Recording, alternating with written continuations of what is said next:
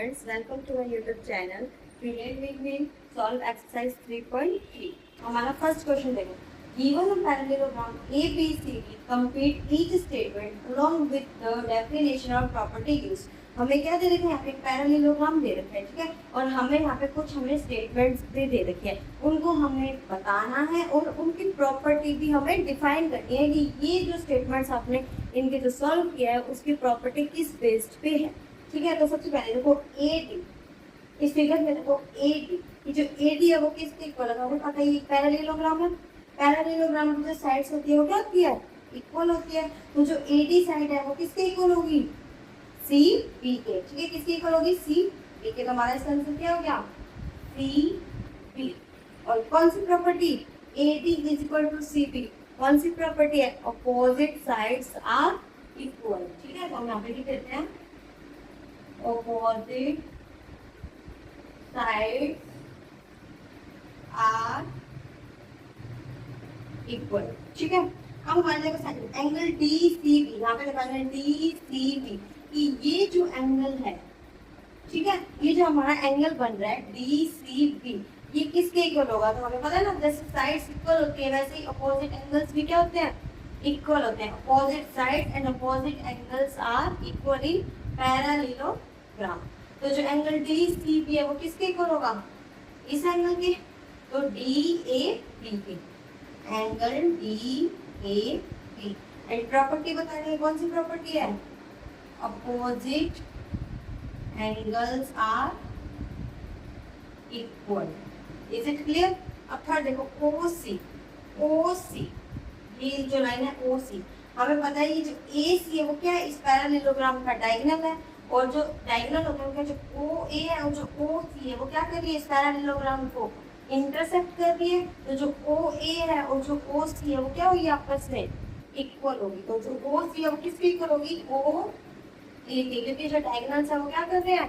Intersect कर रहे हैं। तो डायगोनल्स इंटरसेक्ट ईच अदर, ठीक है। फोर्थ देखो, फोर्थ क्या है? M angle D A B plus M angle C D A. M का मीन्स क्या होता है? मेजरमेंट, ठीक है। तो जो एंगल डी ए बी है, डी ए बी जो ये वाला एंगल है, और जो एंगल सी डी ए मतलब सी डी ए ये वाला जो एंगल है, इन दोनों का मेजरमेंट बताना है कि ये दोनों का सम प्लस इन सम कितना है। तो हमें पता ना ये क्या दोनों सप्लीमेंट्री एंगल है, एक ही लाइन पे दोनों लाई कर रहे हैं, तो सप्लीमेंट्री एंगल्स क्या होते हैं? 180 डिग्री। तो इन दोनों का जो सम है वो क्या आएगा? 180 डिग्री। क्यों? क्योंकि ये क्या है? लाई इन द सेम प्लेन, ठीक है। और ये सप्लीमेंट्री एंगल है, क्या ये? सप्लीमेंट्री एंगल्स, ठीक है। हमारा फर्स्ट क्वेश्चन क्लियर हुआ कि अब देखो हमारा second question, consider the following parallelograms. हमें कुछ फिगर्स दे रखे हैं, ठीक है, पैरेललोग्राम के, उनमें हमें फाइंड करनी है value X Y and Z की। हमें किन की वैल्यू पता करनी है? एक्स की, वाई की एंड जेड की, ठीक है। तो सबसे पहला हमारा फिगर देखते हैं हम। इसमें एंगल बी हमें देखा है 100, लेकिन हमें ना तो वैल्यू पता है एक्स की, ना पता है वाई की, और ना पता है जेड की। सबसे पहले हम किसकी निकालेंगे? एक्स की, ठीक है, एक्स। अब हमें अभी हमने पिछले क्वेश्चन में पढ़ा था ना, सेम प्लेन को लाई कर रहे हैं दोनों एंगल से, उनका सम कितना होता है? 180 डिग्री। तो जो एक्स है प्लस में 100 है, उन दोनों का सम कितना होगा? 180 डिग्री, ठीक है। X is equal to 180 degree minus में 100 degree, X is equal to 80 degree, ठीक है। तो हमारी जो एक्स की वैल्यू है वो क्या आ गई? 80 डिग्री आ गई, ठीक है। अब नेक्स्ट देखो वाई। अब हमें किसकी वैल्यू पता करनी है? वाई की। वाई की कैसे पता करेंगे? Opposite angles of parallelograms are equal, ये चीज हमें पता है। तो जो एंगल बी है वो कितना? 100 है, तो जो वाई होगा वो भी क्या होगा? 100 डिग्री। क्यों? क्योंकि opposite angles are equal. Is it clear? Z की वैल्यू कैसे पता करेंगे? Z is equal to X, Z is equal to X. क्यों? क्योंकि अपोजिट एंगल्स आर इक्वल, ठीक है। तो x की वैल्यू क्या है हमारी? 80 है, तो z is equal to 80 degree. x आ गया हमारा 80, z आ गया हमारा 80 एंड y क्या था? 100। Two opposite angles are equal. First question में हमारी तीनों की वैल्यू निकल गई। सेकंड क्वेश्चन देखो, ठीक है। सेकंड में क्या है, हमें 50 डिग्री दे रखा है, एक्स पता करना है, वाई पता करना है और जेड पता करना है, ठीक है। तो देखो सबसे पहले ये वाली चीज देखो, एक्स की वैल्यू पता करने के लिए हमें पता है ना कि सम कितना होता है 180 डिग्री। तो एक्स प्लस में 50 डिग्री इज इक्वल टू में 180 degree, X is equal to 180 degree minus में 50 degree, X is equal to 130 degree. तो एक्स की वैल्यू क्या आ गई 130, y is equal to x because opposite angles are equal, y is equal to x, so y की value भी क्या गई हमारी 130 डिग्री, y की वैल्यू भी क्या गई 130 डिग्री। अब देखो इसमें तो हमारे यहाँ z क्या था पैरेललोग्राम के इंटीरियर साइड था, बट यहाँ पे हमारा जो z है वो क्या एक्सटीरियर में है, जबकि अगर अंदर साइड होता था तो हम इसको सॉल्व कर लेते। अब z बाहर है तो इसको हम कैसे फाइंड आउट करेंगे। तो आपको एक चीज पता होनी चाहिए, जब दो लाइन पैरेलल हो और उनको जो थर्ड ट्रांसवर्सल लाइन इंटरसेक्ट कर रही हो और उन दोनों लाइंस का जो राइट साइड एंगल्स बनते हैं वो आपस में क्या होते हैं इक्वल होते हैं। जैसे ये दो पैरेलल लाइंस है, इनको थर्ड ट्रांसवर्स लाइन क्या कर रही है बीच से कट कर रही है, तो जो इन दोनों लाइन के इंटरसेक्ट पे जो एंगल बनता है वो होता है कोरस्पॉन्डिंग एंगल्स और वो इक्वल होता है। तो अब इस वाले फिगर में देखो ये दो पैरेलल लाइन है, ठीक है, इनको थर्ड लाइन क्या कर रही है इंटरसेक्ट कर रही है, तो जो इंटरसेक्ट करते टाइम जो इनका जो एंगल है वो क्या होंगे इक्वल होंगे, ठीक है। तो x is equal to Z, क्यों, क्योंकि कॉरस्पॉन्डिंग एंगल्स है, क्या है कॉरस्पॉन्डिंग एंगल्स। तो z की वैल्यू क्या है हमारी 130 की, हमारी x की वैल्यू भी क्या थी 130 थी, तो z की वैल्यू भी क्या गई 130 डिग्री। फर्स्ट सॉल्व हुआ, सेकंड सॉल्व हुआ। थर्ड पॉइंट देखो, एक ही हमें पैरेललोग्राम दे रखा है, ठीक है, इसकी हमें क्या करना है x की वैल्यू, y की वैल्यू एंड z की वैल्यू फाइंड आउट करनी है। सबसे पहले हम x की वैल्यू फाइंड आउट करते हैं, ठीक है। अब ये देखो ये क्या कर रहे हैं आपस में क्रॉस बना रहे हैं, जैसे क्रॉस बना रहे हैं ना आपस में, ठीक है। जब भी कोई दो लाइंस आपस में क्या करे इंटरसेक्ट करे तो जो उनके जो एंगल्स होते हैं उनको हम क्या कहते हैं अल्टरनेट इंटीरियर एंगल। इनको हम क्या कहते हैं वर्टिकली अपोजिट एंगल। ये वाला जो एंगल और ये वाला जो एंगल इनको हम क्या कहेंगे वर्टिकली अपोजिट एंगल। तो जो वर्टिकली अपोजिट एंगल्स है वो क्या होते हैं इक्वल होते हैं। तो देखो ये 90 है, परपेंडिकुलर है ना, ये 90 है और ये x है, तो जो x की वैल्यू क्या होगी इसके इक्वल होगी। तो x is equal to 90 degree, क्यों, क्योंकि क्या है vertically opposite angles, vertically opposite angles equal होते हैं। जब भी दो लाइन इंटरसेक्ट करें उनके बीच में जो एंगल्स होते हैं बनने वाले वो हमेशा इक्वल होते हैं, उन्हें हम वर्टिकली अपोजिट एंगल्स कहते हैं, ठीक है। तो x हमारी क्या आ गया 90 डिग्री। अब हमें y पता करना है, क्या पता करना है y। अब देखो ये ट्राइंगल बन रहा है, क्या बन रहा है ये ट्राइंगल, और हमें पता है सम ऑफ एंगल्स ऑफ ट्राइंगल कितना होता है 180 डिग्री।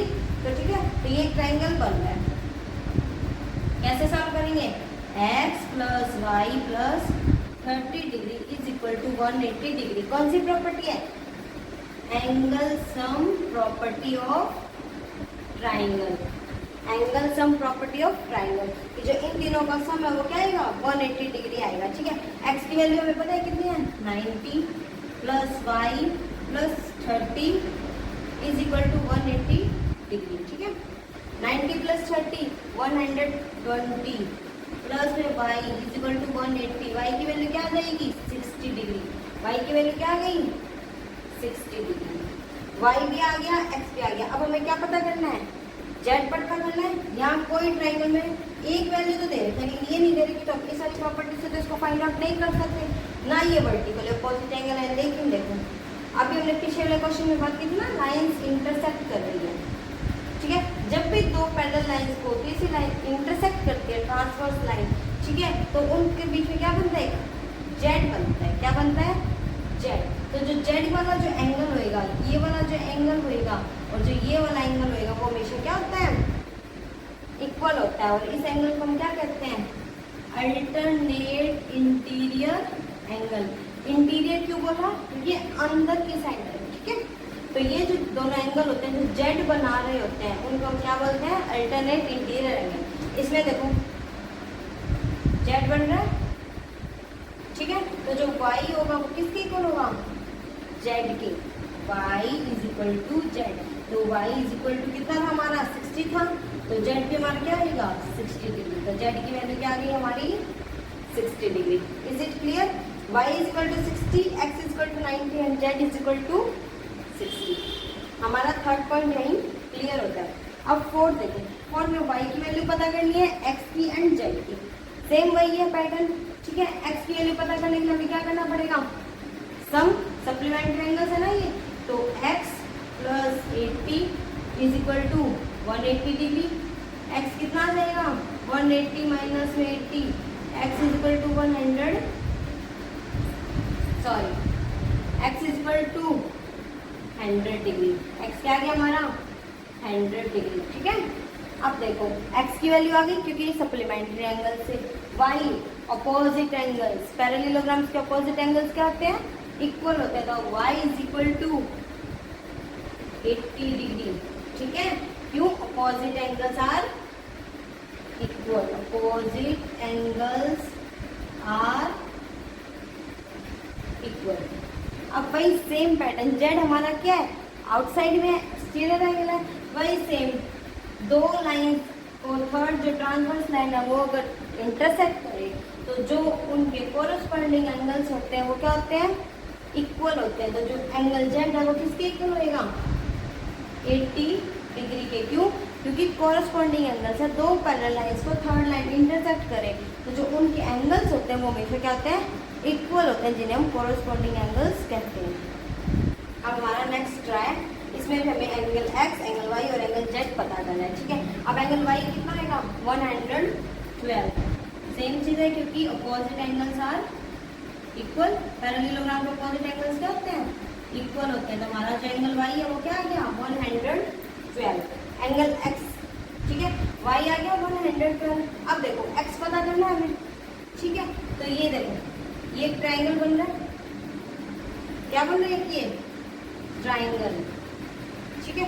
तो इस ट्राइंगल के जो सम होता है वो क्या होता है 180 डिग्री। तो angle y plus angle z plus angle x plus में 40 इज इक्वल टू 180 डिग्री। हमें पता है ट्राइंगल के तीनों एंगल का सम 180 डिग्री होता है। y हमारा कितना है 112, x हमें पता करना है 40 degree is equal to 180 degree.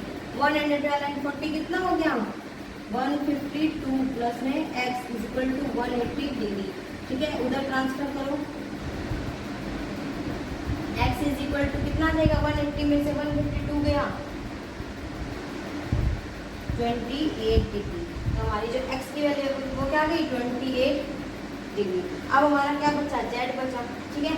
अगर ये 20 है ये 28 है, अब ये देखो ये z बन रहा है, पैरेललोग्राम के दोनों लाइन को इंटरसेक्ट कर दिया थर्ड लाइन, तो ये z बन रहा है। तो एंगल जो x है वो किसके इक्वल होगा एंगल जेड के, क्योंकि ये क्या है अल्टरनेट इंटीरियर एंगल्स है। तो जो एंगल x है is equal to angle Z है।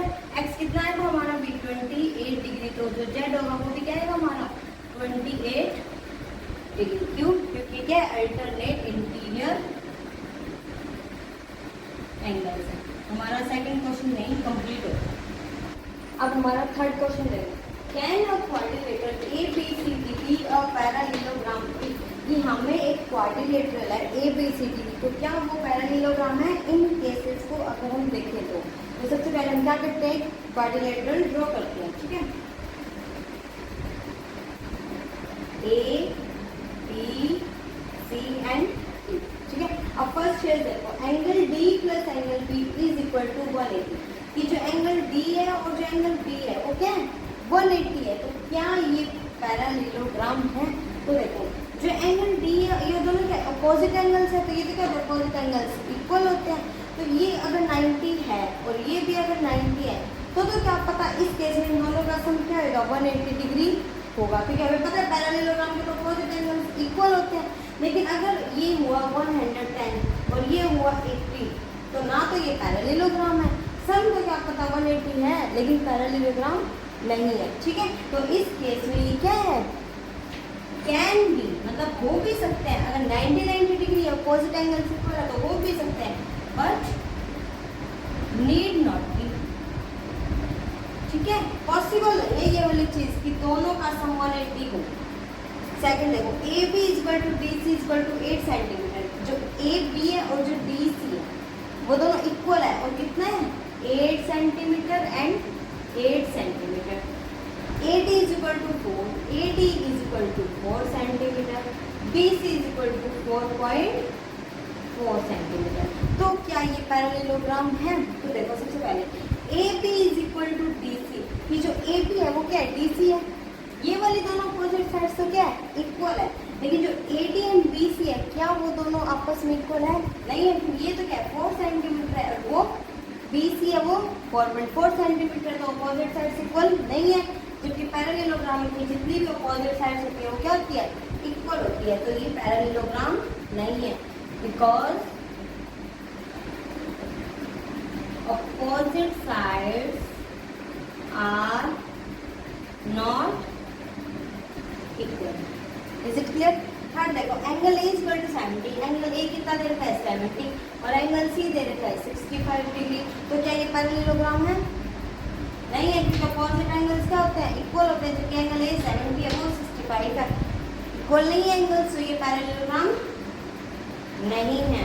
ठीक है, क्यों? क्योंकि अपोजिट एंगल्स भी इक्वल नहीं है। Opposite angles are not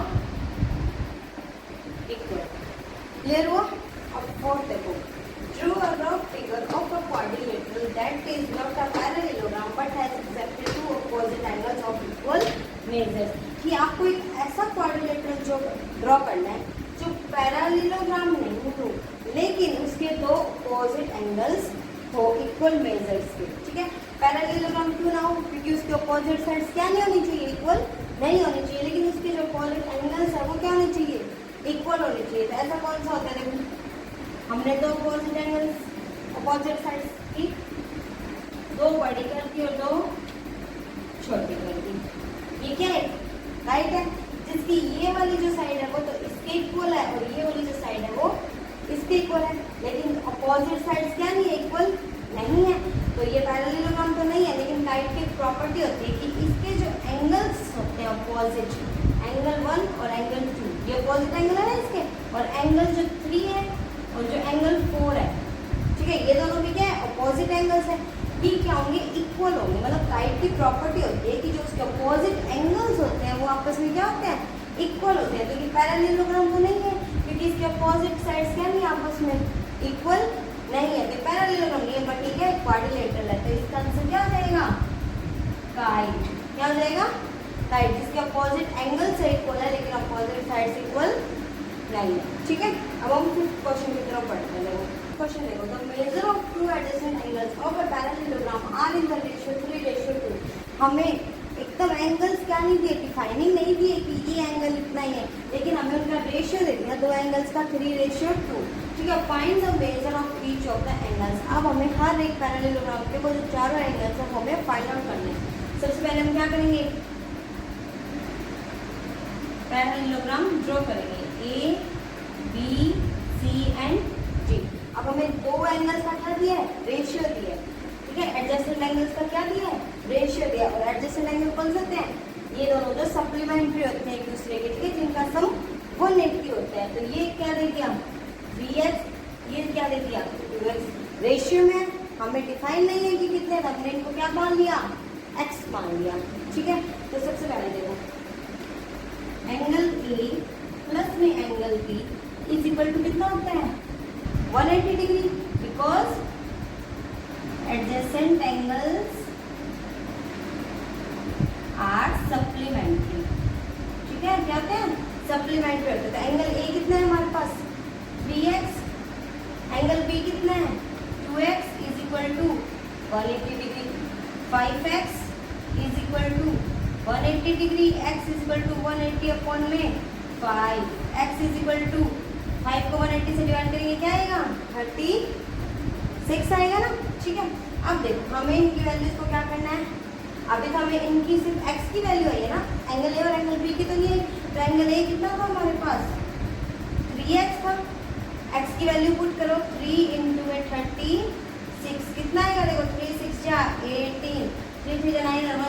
8 degree. तो एंगल ए तो क्या आ गया 108 डिग्री। ठीक है, अब एंगल बी में मैंने पुट करो 2 इंटू में 36, ठीक है 72। ठीक है, ये कितना गया 72 डिग्री।